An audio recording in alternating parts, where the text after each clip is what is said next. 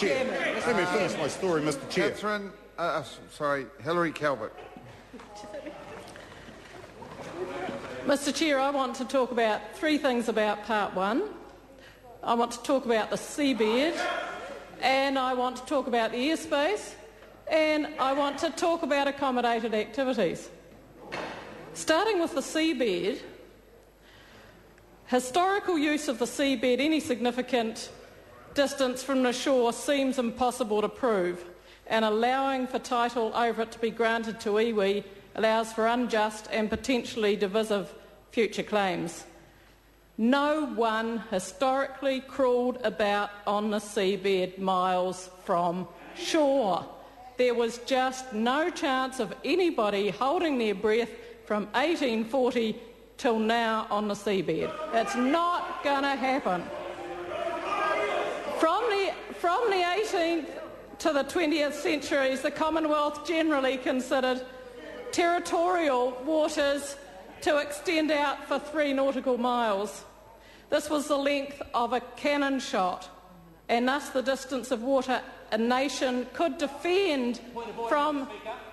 Point of order, Honourable John Bosco. Look, I'm sorry to have to interrupt my colleague, but I'm having the harangues here from the opposition, the Labour opposition. I'm also having to listen to continual interjections from Tariana Turia. And the reason I specifically object, Mr. Chair, is that when I gave my speech on the first reading debate, Tariana Turia lodged a point of order objection to me, complaining... Order!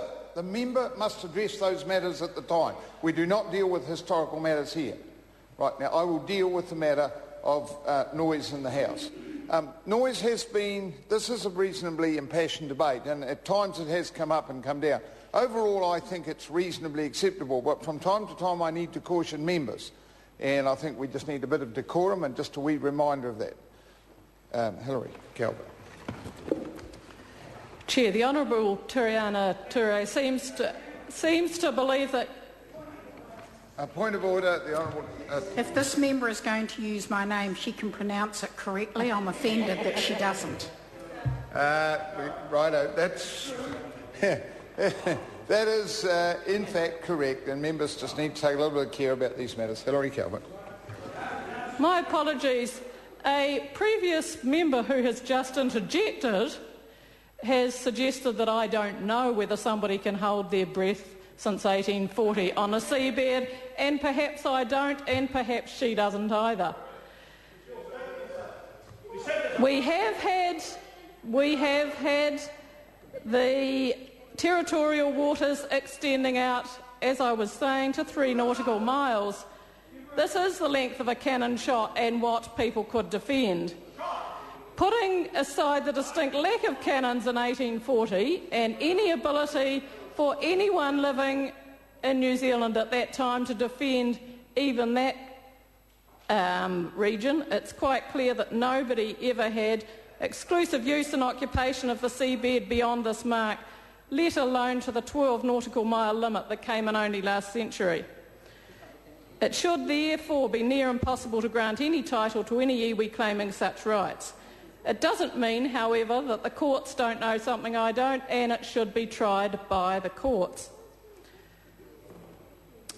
To do with the airspace, the area from the high water mark at mean high water spring tides, extending seaward for 12 nautical miles, also includes the subsoil, the water space and the airspace, but not the water and air themselves.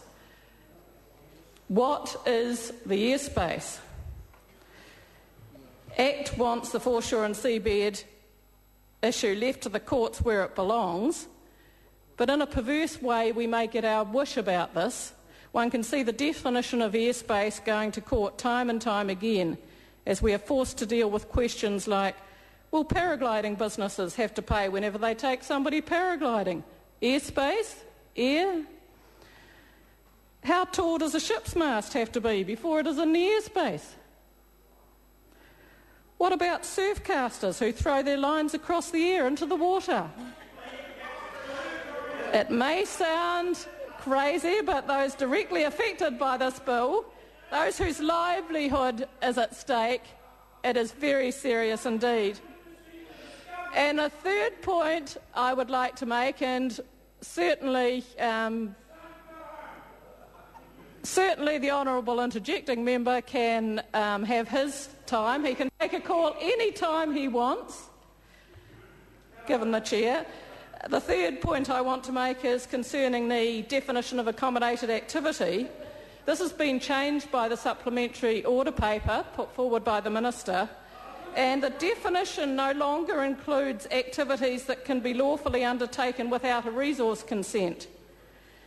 What this will mean in practice is that activities that never needed a resource consent may be able to be controlled by the holder of a customary marine title.